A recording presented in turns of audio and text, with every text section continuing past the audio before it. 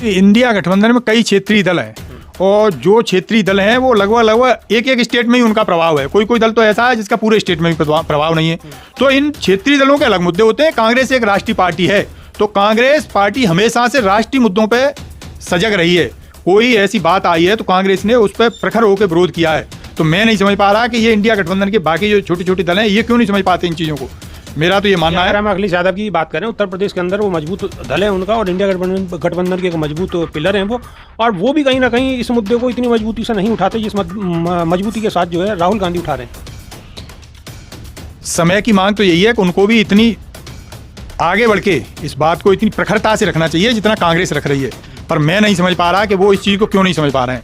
अभी एक दो दिन में तो ऐसा लग रहा है कि जैसे उन्होंने भी इसको संज्ञान में लिया है और कई बयान उनके ऐसे आए हैं कि वो कांग्रेस की बात से अब सहमत होते हुए दिखाई दे रहे हैं। स्वागत है आपका, मेरा नाम है विपिन बेबाक। हमारे साथ मौजूद हैं कांग्रेस के वरिष्ठ नेता सुमित यादव। स्वागत है सुमित जी। जी धन्यवाद। राहुल गांधी का एक नया बयान आया, उन्होंने कहा है कि अगर मैं कितने भी चुनाव हारता रहूं, 20 चुनाव हारता रहूं, लेकिन मैं हिंदू मुस्लिम पर बिल्कुल राजनीति नहीं करूंगा। बिल्कुल सही कह रहे हैं। हिंदू मुस्लिम पर राजनीति करना तो देशद्रोह की संज्ञा में आती है। लेकिन ये देश का दुर्भाग्य है कि ऐसे लोग काबिज हो गए हैं जो संविधान विरोधी देश विरोधी कृत्य कर रहे हैं और लोगों की समझ में नहीं आ रही। पता नहीं लोगों को इनको इनमें क्या अच्छाई लग रही है। मुझे तो एक भी अच्छाई नहीं दिखाई दे रही इनमें। सारे के सारे कृत्य इनके ऐसे हैं कि कैसे समाज में फूट डाली जाए, कैसे ये लड़ाई झगड़ा होता रहे दिन प्रतिदिन और ये अपनी राजनीतिक रोटियां सेकते रहें। तो बिल्कुल राहुल गांधी जी ने सही कह दिया है और एकदम उस पर अड़िग रहना चाहिए देश के लोगों को। मैं तो ये समझता हूँ जो भी लोग इस संविधान में विश्वास करते हैं, लोकतांत्रिक मर्यादाओं में विश्वास करते हैं, लोकतंत्र में विश्वास करते हैं, उन लोगों को राहुल गांधी के साथ कंधे से कंधा मिला के साथ देना चाहिए। तो लोग ही तो कंधे से कंधा मिलाकर साथ नहीं दे रहे। अगर कंधे से कंधा मिलाकर साथ देते तो बिहार में रिजल्ट परिणाम ये नहीं आता। जब किसी की जेब में खोटा सिक्का होता है ना तो खोटा सिक्का बहुत जल्दी चलता है। अच्छा। हाँ, तो इस टाइम देश की राजनीति में ऐसा दौर आ गया है कि जो इस लायक नहीं थे। तो खोटा सिक्का कौन है? मोदी जी खोटे सिक्के हैं या नीतीश कुमार खोटे सिक्के हैं? कौन है खोटा सिक्का? जो ये विचारधारा है देश को बांटने वाली, ये खोटा सिक्का है। अगर बांटने की बात आप कर रहे हैं तो जनता तो जान रही है ना सारी चीजों को, जानते हुए फिर उन्हें अपना बहुमूल्य वोट दे रही है। नहीं, जनता जान नहीं रही है। जनता को जानने ही तो नहीं दिया इन्होंने।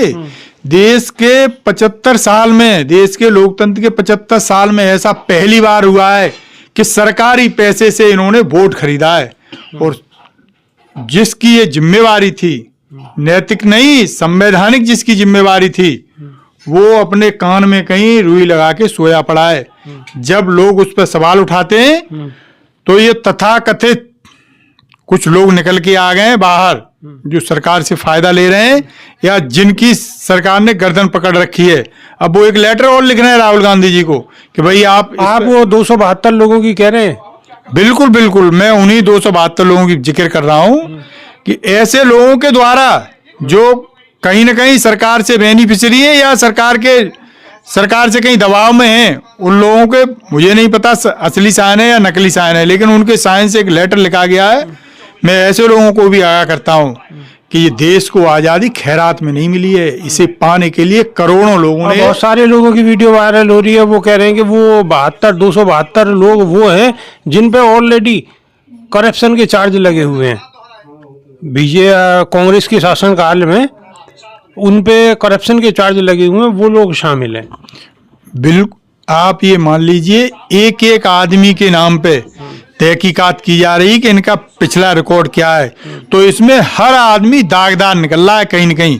अब वो इनके पक्ष में इसलिए खड़ा हो गया है कि कहीं जांच की आंच मेरे घर तक न पहुंच जाए, तो खुद बचने के लिए ये लोकतंत्र को दांव पे लगा रहे हैं। तो इनकी मानसिकता समझिए आप, जो है ये ठीक नहीं हो रहा है आज के समय में जो देश में हो रहा है।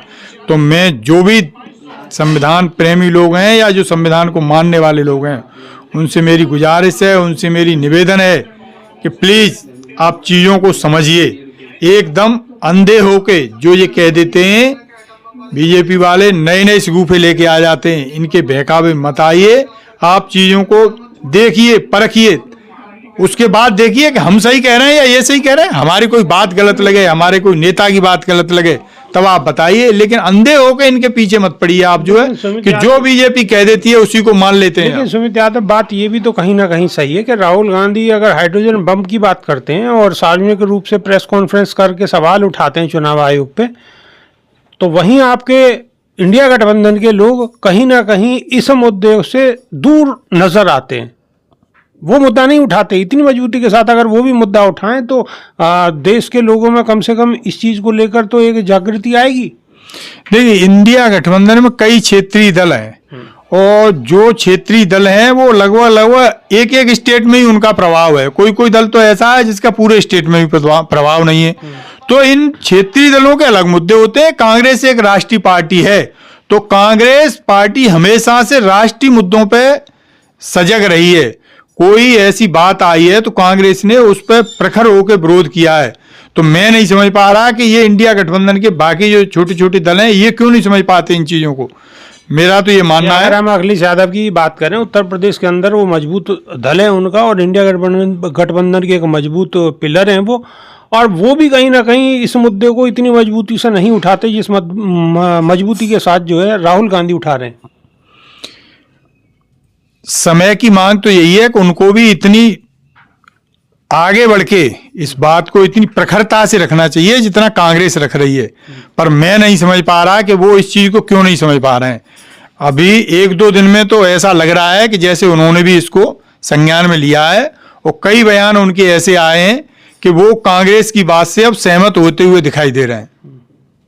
तो आने वाले चुनाव में आपको लगता है कि उत्तर प्रदेश के अंदर जो 27 में चुनाव है उसमें जनता का आपको साथ मिलेगा?